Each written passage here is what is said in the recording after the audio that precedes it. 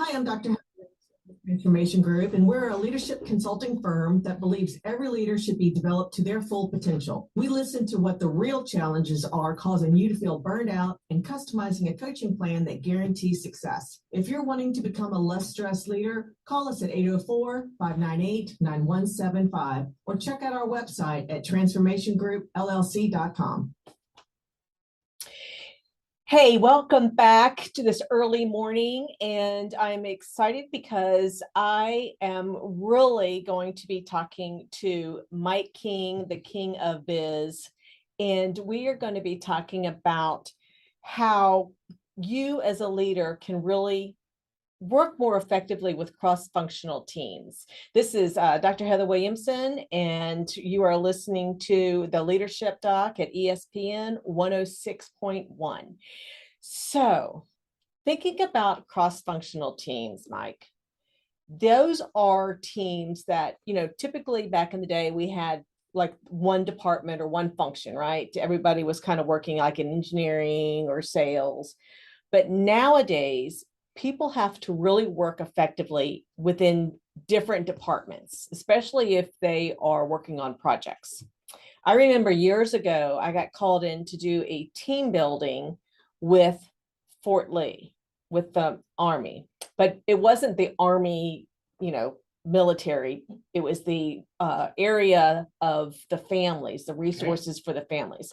So the biggest struggle they had was they had a big silo effect going on. So when you think about the military and the resources for the families that are there, I mean, you've got the schools, you got to get the kids in the schools. You've got, how do you find resources, make sure that everybody's aware of everything that's available on base. If unfortunately, sadly, a family or a veteran comes back, has passed, doing his or her job, how do you handle those bereavement? That's a whole separate department.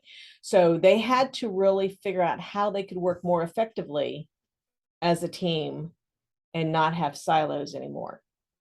And so when it comes to having cross-functional teams, that's the leader's responsibility. Would you agree with that? Yes. So let me ask you, so when information is territorial, that's what it is. And back in the day, engineering was separate from sales, was separate from marketing, was separate from operations. What do you think was the real reason that all of a sudden the cross training and I guess the integration of teams, you think businesses were forced to do it? They realized there was a value in it? I think they realized there was a value. It's like, just for example, let's just say that your company, you worked in engineering and you were responsible for creating a new product. Well, if you just stayed within your lane, within the function of that engineering department, you would be really just talking amongst yourselves. How do we, what's this product going to look like? How do we think the customers are going to want? What features are they going to want? Think about, the iPhone that I just bought a new S13 Pro. That is sharp. I know it is kind of sharp looking, but there are a lot of features that I will have no idea how to use it, but their responsibility, the engineering people trying to figure this out, if they just did survey data, that's not going to give them a whole lot of information. But if they actually work with sales, so a different department, then the salespeople will know the features that the customers are wanting, right? They'll also know the things that the customers hate, so that are just cumbersome, they don't work. This thing has 3 cameras on it. Right. And how do we know which one to use? Exactly. I have no earthly idea. That is I am pushing a button and hoping it works. Well, you know what? We're at the mercy of technology, which is great, and you can harness it. But when you're talking about a leader harnessing the power of the organization, all of a sudden the leader has to be visionary to say, exactly. Okay, so yeah, engineers are going to think this way. But if I brought sales and marketing into it, then maybe the system could work better. Because if all I know is from the engineering standpoint, or if you leave the utilization to a bunch of salespeople, what does that look like? But it takes a leader understanding what that means. And just think about the savings of time, resources, And redos. and That's- because there's definitely going to be some Yeah, redos. we're gonna have to go back to the drawing board a number of times, but we could have alleviated that with, having people of different function, people in different groups getting together instead of siloed, because that's what it used to be. The engineers over here, sales over here, and then the product goes through, and then all of a sudden everybody has an issue that could have been resolved if the management had said, let's work together. Yes, and especially for the salespeople trying to sell that product, and they're like, "Oh, my people, our customers don't want this; they want this feature." And then Yeah. the marketing people and other people are saying, if you guys could sell anything, I know. we'd be fine. Exactly. And then think about the department heads. They have to be on board, because typically if you're in a cross-functional team, you're still doing your other job, that you got hired to do. And now within this cross-functional team, you are part of this special project that still takes up time, takes up, your resources, and the leader, the department head, has to be on board, because they're going to be giving you those resources. Right, so you are the leadership doc. You sit above the department heads. Yes. Ma'am, how do you get buy-in? Because you got to turn into a politician now. Yeah. Because you got to get buy-in from multiple people. Right. Floor is yours. So people have to understand how it's going to benefit them. They have to know, all right, what problem is this going to resolve for me? How is this going to make my life easier? And if they see the benefit to whatever it is that they're being asked to provide resources, whether that's, their staff, money, whatever else, then they're going to be more likely to buy in. Can it ever be a groundswell of emotion coming from the bottom to force that change? Or does it always have to be from top down, and you have to have an envisioned leader? I think it helps with an envisioned leader, but I think it also, if you listen to your employees and you actually hear what they're saying when they try to share, great ideas that could help make their life easier, which in turn would make probably the boss's life easier, or the company's life easier. They're worker bees. They're the ones on that ground level, and they know what works and what doesn't work. And so if you listen to them and truly take into account what they're saying, and not just brush it off, but, I don't have time for that, or we don't have a budget for that, then maybe this is something, if you have an honest discussion, hey, I really like your idea, but, it's not feasible right now, but we can maybe look and plan for the future, how we might be able to implement that strategy. Who knows? But I do believe that listening to your people, if you want to get ahead, is really important. Yes. There you go. So how can you get your people to really lead better when it comes to cross-functional teams? There are some strategies. Okay. So the first is, you have to, like I said before, create that mutual understanding of how it's going to benefit. Self-preservation. What can I do is going to make my life easier. That's really important. That is important. That is so important. And then the second is communication. You have to be able to communicate effectively.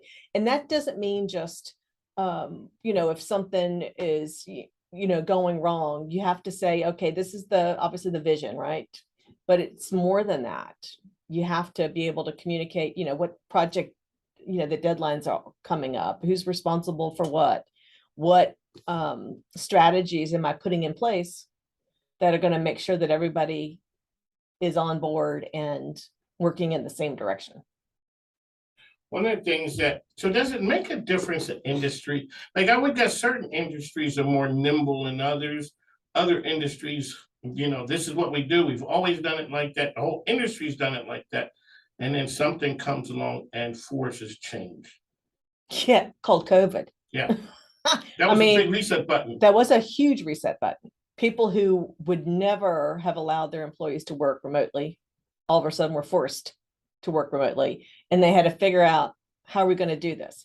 you had state agencies who would never allow Zoom, to infiltrate their tech IT. All of a sudden, Yeah, they had to figure out, all right, how are we gonna work? How are we gonna we function? had lawyers talking about depositions. Mm-hmm. Everyone had to be in, that's the way it is. Everyone has to be in the same room. Now all of a sudden, hey, you know what? We can do this thing Remotely. Yeah. We'll put you up on the TV, on And the now monitor. everybody is, so that's the big reset button. Yeah.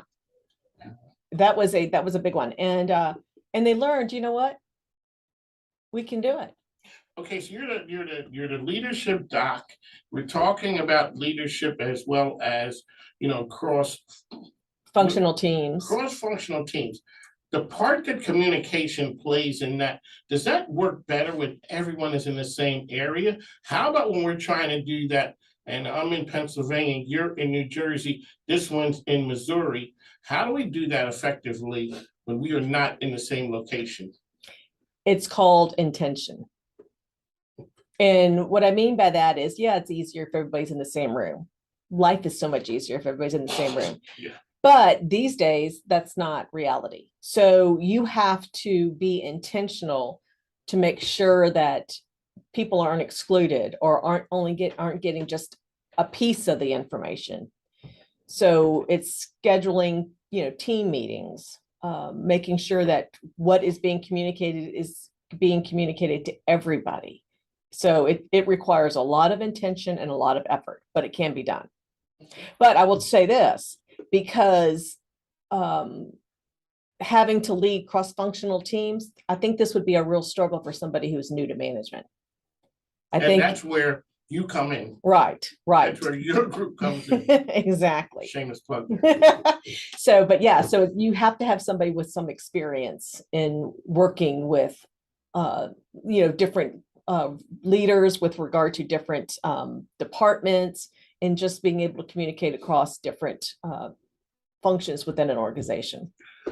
How important is it? Now I'm taking over yours. Oh, you know what this is? This is, I got the leadership doctor here, and these are questions that you have. How do teams and organizations build and train the next generation of leaders? How do you look down into the group and tap that one to say that one has it? I think for me, if you're looking at succession planning, that's what it seems. Yeah. If you're looking at succession planning, I think it really focuses on, how well does that person communicate? How well are they able to build relationships with their colleagues and those above them and those below them, because they got to get the job done. So relationship building is important. Also understanding, being able to problem solve.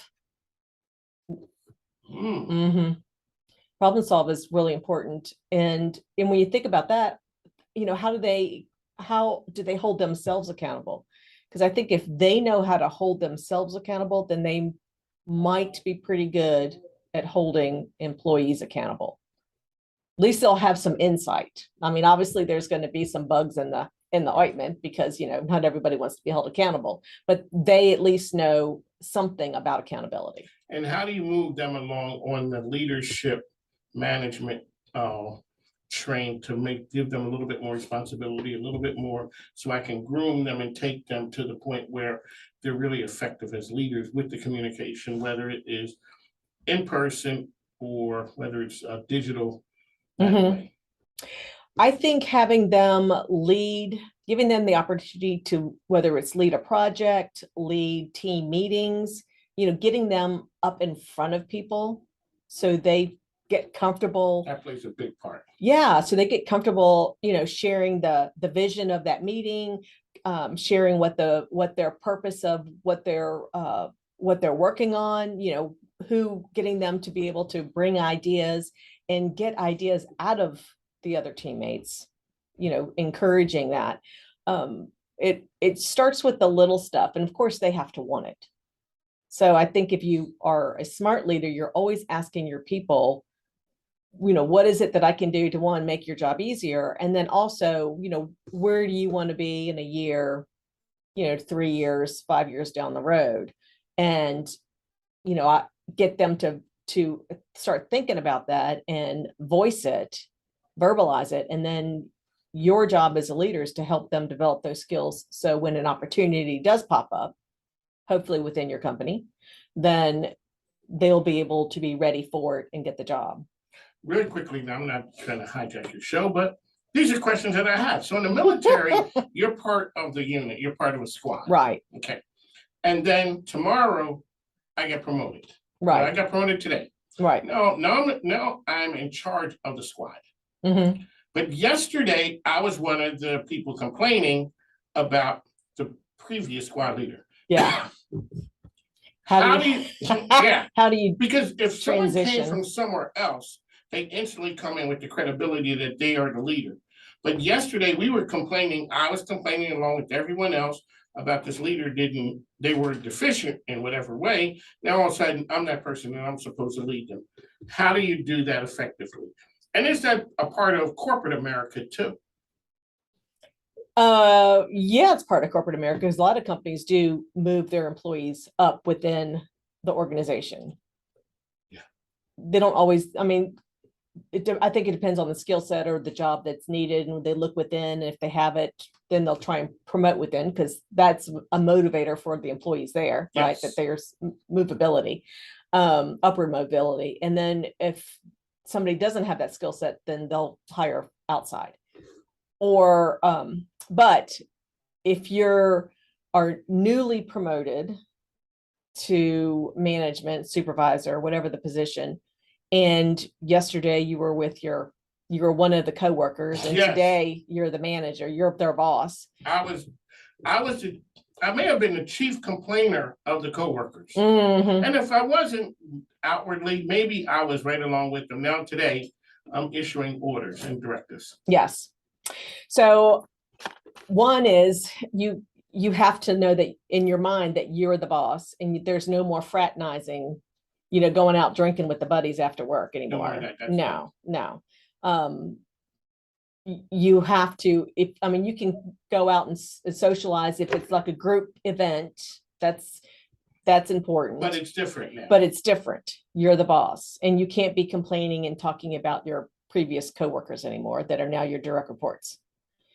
You have to earn their respect as their boss.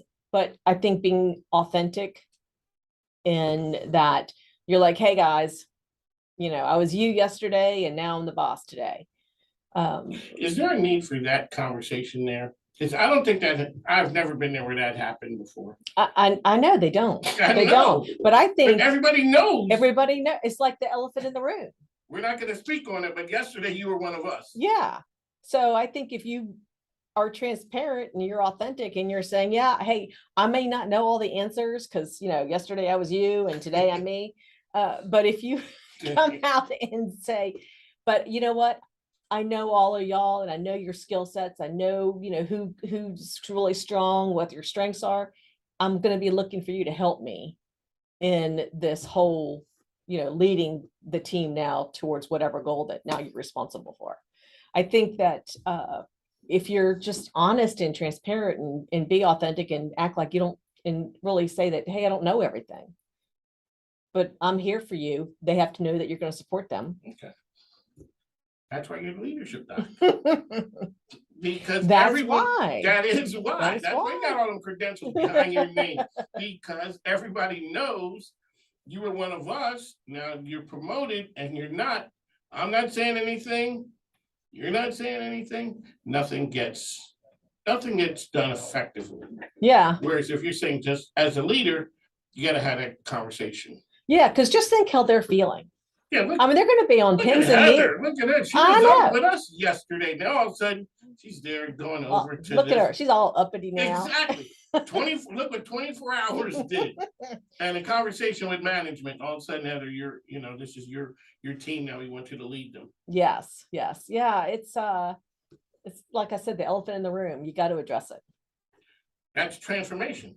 That is transformation. And that's the name of your company. It is the name of the company. Yes, it is. Yes, it is.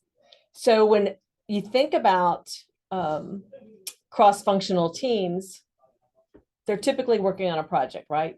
Okay, So you have to be really good at project management as a leader, meaning you have to, the old saying, you have to be within scope, on budget, and on time.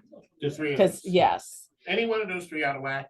exactly. Then the project is going to be really expensive. It's not going to meet the parameters that you probably wanted, or, people are not going to be happy. The stakeholders are not going to be happy.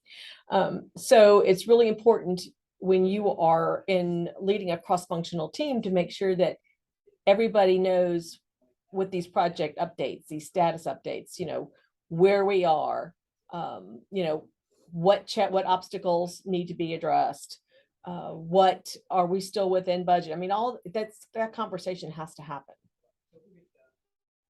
And Definitely. that has to happen and conveyed to the team. Exactly. Because the team needs to know where we are. There's some benchmarks that we have to hit. Yes. What happens as a leader as we're not hitting those? When you can see, as they call it, scope creep a little, there's a little bit and you can a little bit, and next thing you know, you're way off target. So, and that would be really helpful, like when you're trying to make decisions on where, resources should go, especially with project management. And if you are not looking at those signs that something's not working, or you're not listening to your team, that, Joe over here is in a different department and I'm slowly getting information from him, not in the time frame that I needed in order to do my job on this. And that could be because there's lack of, the department head is like, I'm not really being kept informed of what's going on. So evidently it's not that important. We're back to that siloing of information. Yeah, exactly. And I think when things start going out of whack, like the scope creep, and things get really expensive, not within budget, it's because there's not a communication. Or there's a lot of, then, finger pointing starts happening. Which is not good. Which is never good. Finger pointing is never good. I mean, it should always be, there was this Toyota Motor Company. They have in their project management area, their philosophy was recover and reflect, R&R. So they would actually recover from whatever catastrophe happened, where a car part wasn't there, or there's a defect in the product, and they end up looking at, all right, what's not working. They don't do the finger pointing. They recover it really quickly, they fix it, and then they get it resolved. And then at the end, then they actually start reflecting about, all right, where could we have seen this earlier? What went wrong? What obstacles popped up that weren't addressed? There was never any finger pointing. And then this allows everyone to really open up freely and share without fear of retribution. Because everyone thinks that it's going to come back to me. Yeah, bite them in the butt. Because I was the one who helped. For all the people who say there's no I in team, no, there's not. But when I don't do my part, the team pays. Right. And we won't be a happy team for very long. Exactly. And especially when the others are doing their part and they see you slacking off. And then there's that total trust thing. You're going to have an issue with that. And that's where we've talked about culture before. Yeah. Which plays a big part in it. That now the management of the team, and that shows the strength of a leader to say, I see something is not right here. Right. And that's the experience of a manager too. Because they've been burned, or they've also seen teams that really work well together, and then they also see teams that don't work well together. And I think when you have the insight of both, it really helps you define who you are as a leader. And it's kind of like, I've had terrible bosses. Actually, luckily, I've only had like one really bad one. I had one really bad one at the TV station. And did you know when you really did it, how big and bad it was at that moment? Oh, yeah. Oh, you did know? Oh, I did know. I didn't know until I looked back and got more experience to realize that, ooh, that one was humongous. Oh, yeah, I knew. And he just thought that he was doing it. He's like, I got a master's in, organizational behavior. And of course I'm thinking, well, you might have a master's, but I don't think you learned anything. They gave up the paper, but you did not take them up on the learning portion. No. And I knew right off, because you got to treat people right. And if you don't treat people right, then there's something wrong. So let's talk. You've had some wins recently. And that's what I haven't talked to you for a while. Let's talk about some of the things that Transformation Group really. You've had some wins. Let's talk about those. So 2 weeks ago, we talked about my Stanton trip. Yes. I was in Stanton, Virginia for a week, co-facilitating the Commonwealth Management Institute. So this is where state employees, when they're in their mid-level managers, attend a leadership training for a week. So this is actually through BCU and their performance management group. So if you're a state employee, check it out. But basically they all took the DISC assessments. They took 360 assessments. I did the facilitations of both. They had three other co-facilitators come in, but it was an amazing week where different areas were really focused on with regard to self-leadership and self-awareness. Okay. It was awesome. And then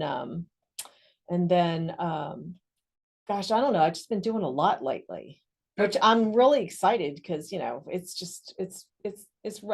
I'm ready to move forward. It's just crazy. That's a leadership doc. Yeah.